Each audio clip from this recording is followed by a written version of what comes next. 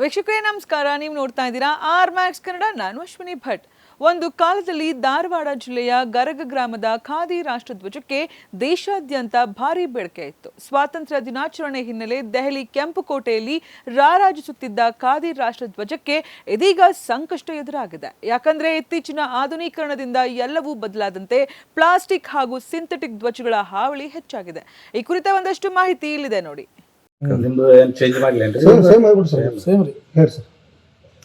ನಮ್ಮ ಸಂಸ್ಥೆ 1956ರಲ್ಲಿ ಖಾದಿ ಕೆಲಸವನ್ನು ಪ್ರಾರಂಭ ಮಾಡಿತು. 5 ಚರಕಗಳೊಂದಿಗೆ ಪ್ಯಾಟಿ ಬಸವಣ್ಣ ದೇವ್ರ ಗುಡಿಯಲ್ಲಿ ಖಾದಿಯನ್ನ ಉತ್ಪಾದನೆ ಮಾಡ್ತಾ ಬಂತು. ಬರಬರ್ತಾ ಇದು ಸಂಸ್ಥೆ ಬೆಳವಣಿಗೆ ಹೊಂತು. ಯಾಕಂದ್ರೆ ಇಲ್ಲಿ ಗರಗದಲ್ಲಿ ಉತ್ಕೃಷ್ಟವಾದ ಉತ್ತಮ ಗುಣಮಟ್ಟದ ಖಾದಿಯನ್ನು ತಯಾರು ಮಾಡ್ತಿತ್ತು. ಹೀಗಾಗಿ ಈ ಸಂಸ್ಥೆ ಬಹಳ ಉನ್ನತೀಕರಣ ಆಯ್ತು. ಇದರಿಂದ ಖಾದಿ ಆಯೋಗದವರು ಇಷ್ಟು ಉತ್ಕೃಷ್ಟವಾದ ಖಾದಿ ಬಟ್ಟೆ ನೀವು ತಯಾರು ಮಾಡ್ತೀರಿ, ದೇಶದೊಳಗ ರಾಷ್ಟ್ರಧ್ವಜದ ಬಟ್ಟೆ ಅಭಾವ ಐತಿ, ನೀವು ರಾಷ್ಟ್ರಧ್ವಜದ ಬಟ್ಟೆನ ಯಾಕೆ ತಯಾರು ಮಾಡಬಾರ್ದು ಅಂತೇಳಿ ನಮ್ಮ ಒಂದು ಅಹವಾಲು ಹಾಕಿಕೊಟ್ಟು ಅದನ್ನ ನಮ್ಮ ಹಿರಿಯರಾದ ಶಂಕರ್ ಕರಡಿಗುಡ್ಡ, ಶಂಕರರಾವ್ ಕುರ್ತಕೋಟಿ, ಶಂಕರ್ ಮಾಳಿಗೆ ಇವರ ನೇತೃತ್ವದೊಳಗೆ 1 ತಿಂಗಳಲ್ಲಿ BIS ಮಾರ್ಕಿನ ರಾಷ್ಟ್ರಧ್ವಜದ ಬಟ್ಟೆಯನ್ನ ತಯಾರು ಮಾಡಿ ಖಾದಿ ಆಯೋಗಕ್ಕೂ ಒಪ್ಪಿಸ್ತಾರೆ. ಖಾದಿ ಆಯೋಗದವರು ಅದಕ್ಕೆ BIS ಮಾರ್ಕ್ ಕೊಡಿಸಿದ್ರು.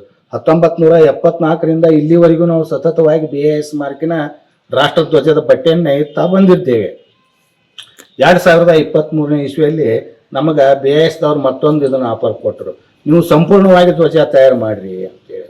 ಅದನ್ನು ನಾವು 1 ತಿಂಗಳಲ್ಲಿ BIS ಮಾರ್ಕಿನ ಲೈಸೆನ್ಸ್ ಅಂತ ತಗೊಂಡು ಈಗ ಸಂಪೂರ್ಣವಾಗಿ ನಾವಿಲ್ಲಿ ಧ್ವಜವನ್ನು ತಯಾರು ಮಾಡಿ ದೇಶ ತುಂಬಿ ಎಲ್ಲ ಮಾರಾಟ ಮಾಡ್ತೇವೆ. ಕೆಂಪು ಕೋಟೆ ಮೇಲೆ ಹಾರಾಡೋ ರಾಷ್ಟ್ರಧ್ವಜ ಖಾದಿ ಬಟ್ಟೆದ್ದು, ಅದು ಗರಗದ ಖಾದಿ ಬಟ್ಟೆ ಧ್ವಜ. ಈಗಲಾದ್ರೂ ನಮ್ಮ ಗರಗದ ಧ್ವಜನ ಹಾರಾಡ ಆಗ್ತೈತಿ.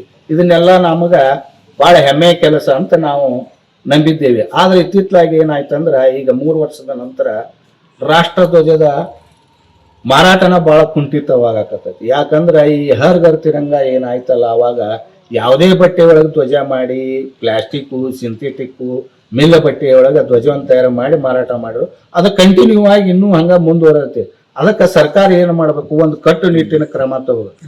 ಯಾವತ್ತೂ ಭಾರತೀಯ ನಾಗರಿಕ ಖಾದಿ ಬಟ್ಟೆಯ ರಾಷ್ಟ್ರಧ್ವಜವನ್ನೇ ಹಾರಾಟ ಮಾಡ್ಬೇಕಂತೇಳಿ ಒಂದು ಕಾನೂನನ್ನ ಜಾರಿ ಮಾಡ್ಬೇಕಂತೇಳಿ ಮಹಾತ್ಮ ಗಾಂಧೀಜಿಯವರ ಕನಸಿನ ಗ್ರಾಮೋದ್ಯೋಗ ಯೋಜನೆಯ ಭಾಗವಾಗಿದ್ದ ಖಾದಿ ಉದ್ಯಮವೇ ಇದೀಗ ಸಂಕಷ್ಟಕ್ಕೆ ಸಿಲುಕಿದೆ.